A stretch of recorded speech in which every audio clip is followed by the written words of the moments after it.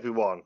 Hope everyone is well. We're going to have a look at some of the markets, have a look at some of the moves. Got some pre-recorded trades to have a look at as well. Let me know you can hear me in the chat very quickly. Welcome to everyone who is here, and we shall begin very, very shortly.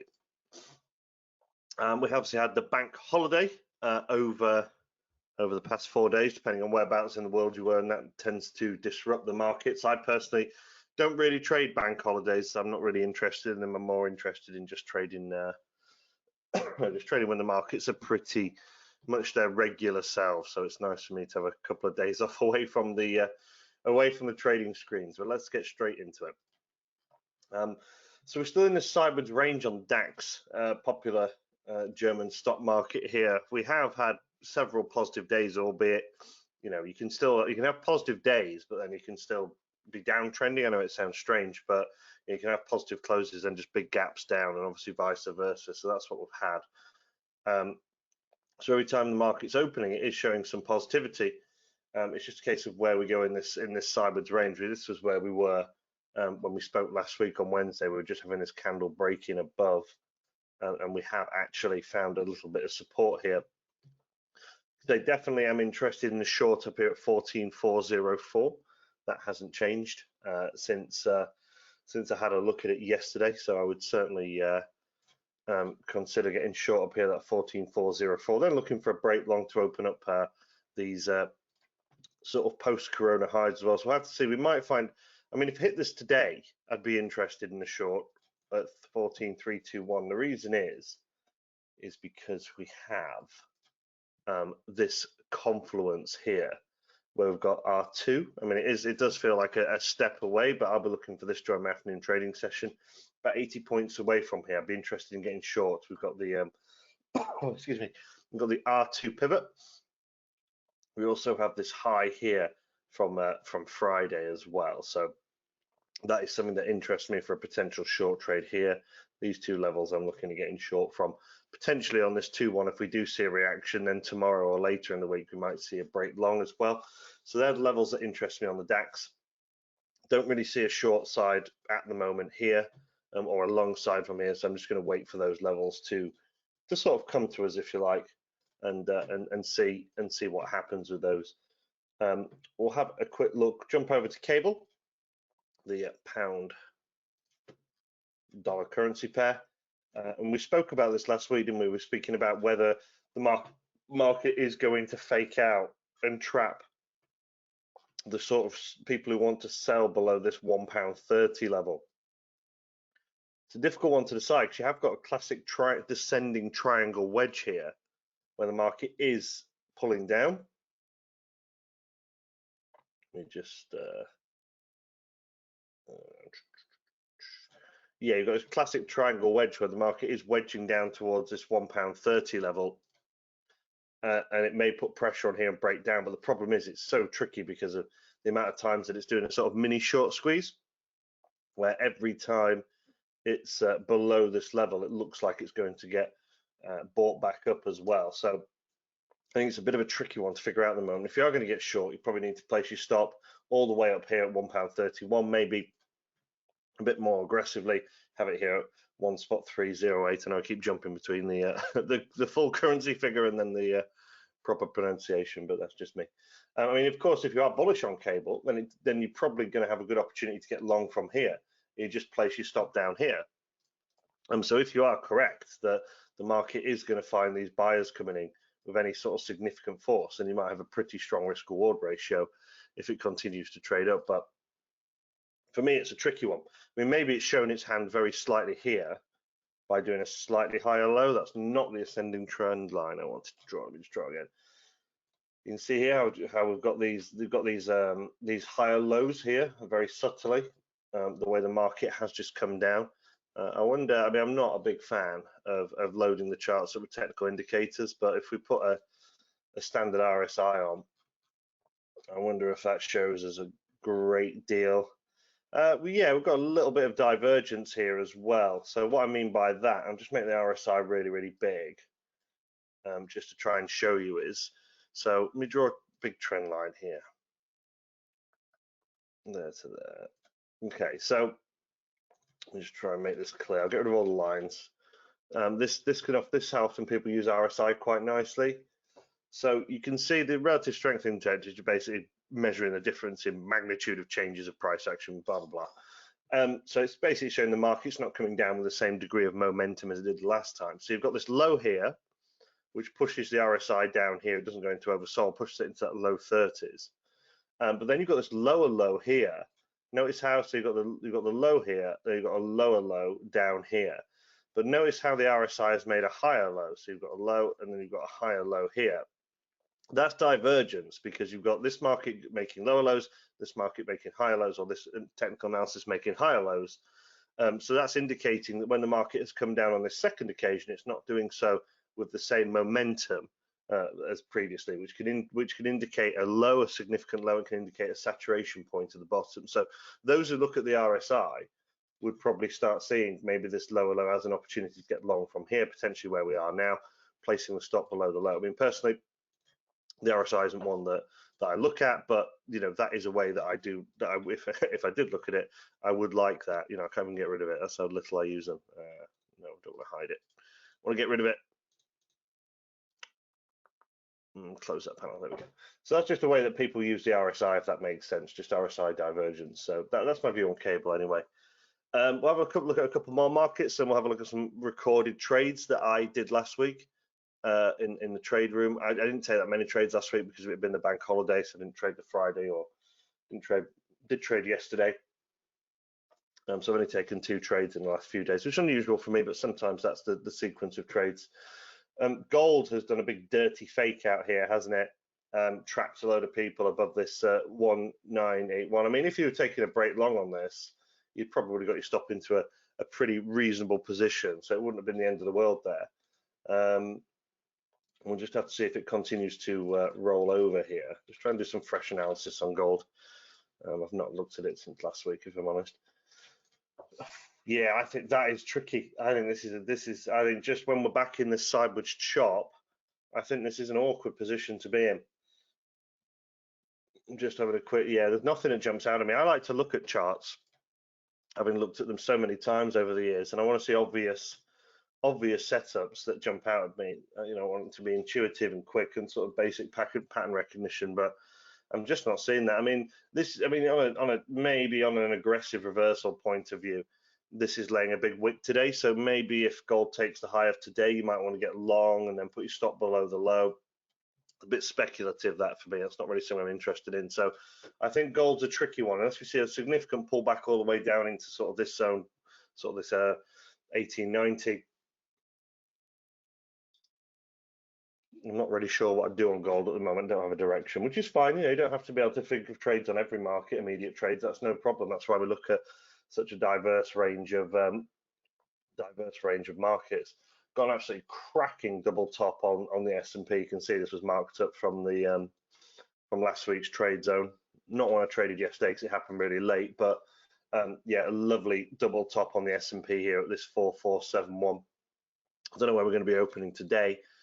Because obviously it's a few hours, 4.5 hours away from the US Open, but certainly if we continue to put pressure on this 4471, we're looking for an extension. We've had 1, 2, 3, 4, 5, 6 positive days out of the last 7 trading days. Some very bullish days, or at least, beg pardon, these hourly candles. We've had lots of strong pressure on the hourly time frame. So I'd be interested in seeing if we can push up, put pressure on that 7-1 and then break to the upside. That's something that would interest me here.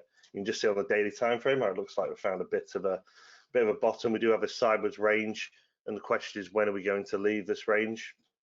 Sort of approximately that sort of range there. It does look like this week may be the week to do it. You can see it's pretty much bang on that 38.2 fib as well. The next level up would be the 50%. So for me, interested in looking for a break at 4471. Should do the Nasdaq very quickly, because that's a trade, that's the market where the 2 trades that we're interested in, just having a look at that I have recorded to show you and explain the strategies in a moment. So for me, again, Nasdaq in that sideways range, very similar to the S&P there. Didn't quite test that 264, but it'll be interesting to see if we do stay. But a very bullish day yesterday on the Nasdaq. big solid green candle here in this sideways range. I mean, we might just oscillate in this sideways range for a while longer, but knowing the index markets, we're probably likely to leave them, particularly at the current situation as well. So I'm really interested to see if we end up testing this 264. I don't know what's happened overnight, whether we're above or below that level, who knows. And we'll look and see if it breaks to the upside. But that's what I'm interested in on the Nasdaq at the moment, just looking at these large sideways range on the daily time frame.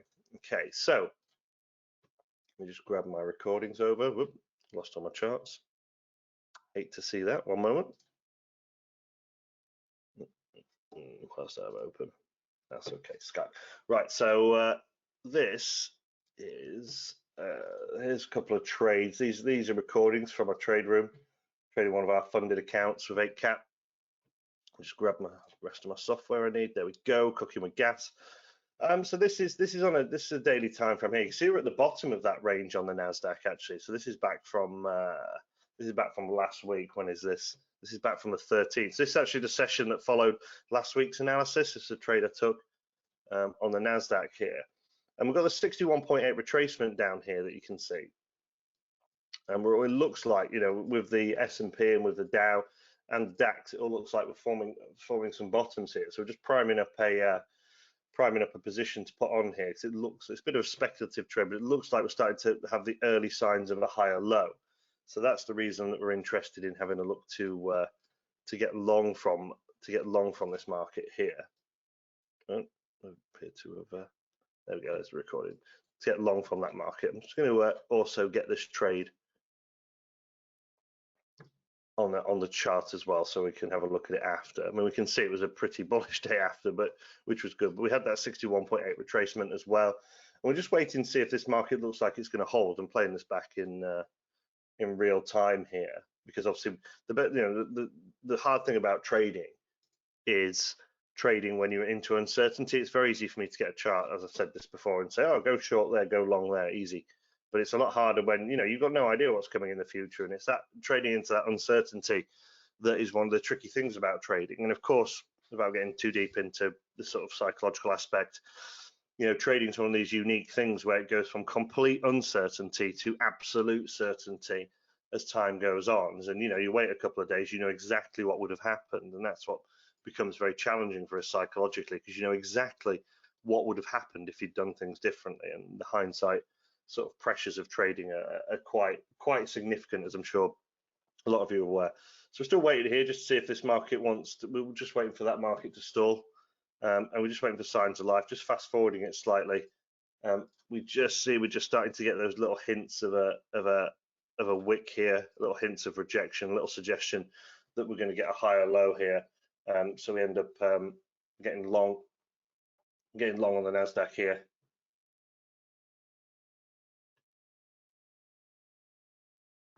I think I actually make an error on this trade, then I re-get in, don't I? Let me have a look. Close that one. There we go. Yeah, I actually make an error. I put the stop far too big, so I close that trade and end up taking it again, which sometimes happens. A bit of a dumb thing to do, because I was far too unleveraged. Pointless being in the trade. So anyway, we took this trade here. We had a stop just sort of below the out of hours daily low, because these are cash markets, these are CFD markets, so you will get more information on the right hand side. And it's just a case of seeing if we can find a little bit of upside here. We do have the daily pivot and the S1 weekly pivot there that we could potentially bang into, and that's what we want to make sure that we have a profit targets there. I mean, this is one of those trades where, you know, I've got 3 position sizes. It's our tool. It puts us in 3 position sizes, 3 positions, should I say, of equal size. And I should have maybe moved one of the profit targets up in case we got a swing trade, but I'm just happy just taking a quick 1% sort of move on this. So eventually, market pops up, and we end up having a nice little rally, and we ping into our profit target there with this trade. Like I say, in hindsight, we know the market continued to rally. You know, this is the chart. We know the market continued to rally all the way up to the high of 264, all the way up here. So we could have held the trade much longer. But, you know, that's one of those things. We don't do hindsight. So that was last Wednesday. I don't think I took a trade on Thursday, and then Friday and Monday were bank holidays. So we moved on to yesterday, which is my first trading day of the week. We're having a look at the Nasdaq. We're on this hourly time frame this time, and we're just working from, this one's a bit more, I guess, a bit more easy to describe the strategy rather than, we're working from the low from the 12th, from the Tuesday before last Tuesday, and we're interested to see the price action has opened above that level, and we're starting to see these higher lows as we sort of wedge up towards that level. So it looks to me like we're more likely to go up than go down. So we get long on this trade. We pin our stop below the daily low on the CFD there. We didn't actually get the optimum entry for this trade. It's just sort of takes a bit of time, shall we say. So it's just oscillating up and down. But we can see the Dow and S&P are absolutely flying off. But what you sometimes find in the US 30 is that money will rotate from the Nasdaq to the Dow and vice versa on a short-term basis. You get that monetary rotation that happens as well. That tends to happen. So having a look here, eventually it took its time for like a 50-point scalp. It took its time, but eventually the Nasdaq pops up, and then we hit our profit target. And again, in hindsight, this is an hourly chart, but this is a daily. We saw, where did I close this trade out at? 14,016. It gave another 200 points, didn't it? But I'm not governed by hindsight. I'm governed by just, what trade I want to have a look at. If both charts are daily, why are the candles different? Okay, that makes sense. I'll give you that answer to that in one moment. But yeah, there's a couple of trades holding above that low, higher low, squeezed up, a couple of 50-point scalps on the Nasdaq. Like I say, not a huge amount of trading activity over the bank holiday, but I've got a good sense of perspective. It's no problem.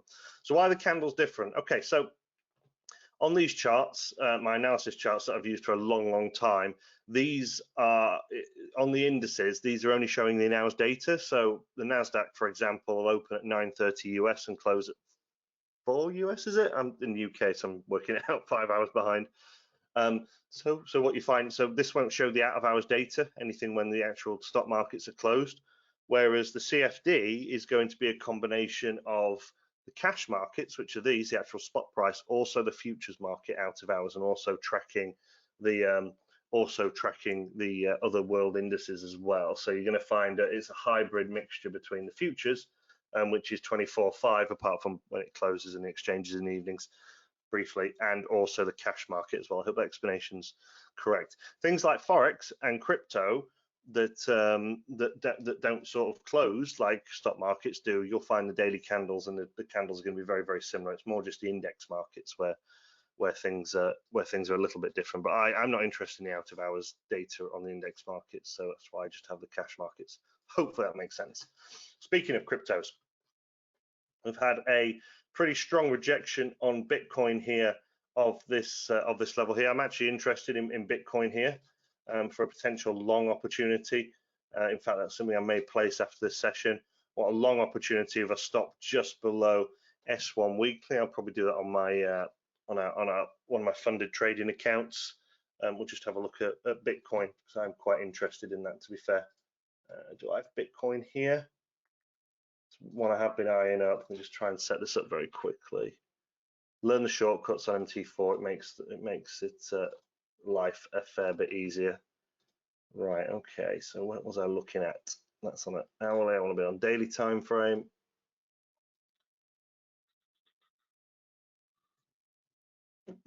What do we want to get at? 38.47. Also, get yourself a tool. That makes it a lot easier.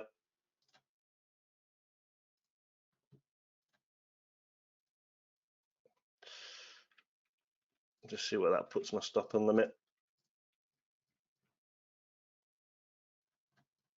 Nowhere near enough where I need it.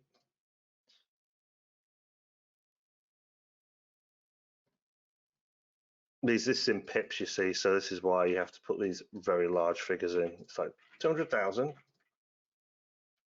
but it makes sense.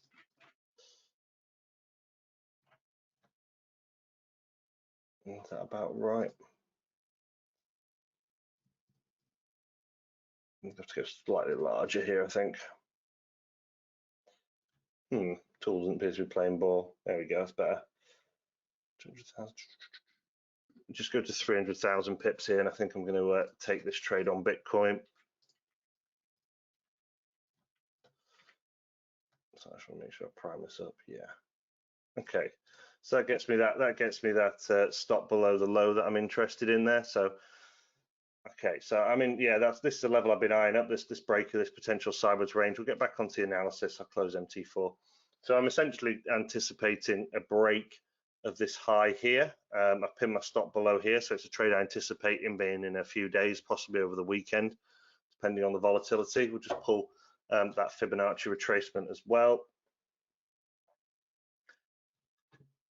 And we'll see if we can start heading, I guess, towards that 50%. So we'll have a look at Bitcoin, some pretty strong days. Because of the volatility of Bitcoin, I've wanted my stop out of the way there. I mean, you could have probably put it a bit higher, but we can manage to stop appropriately.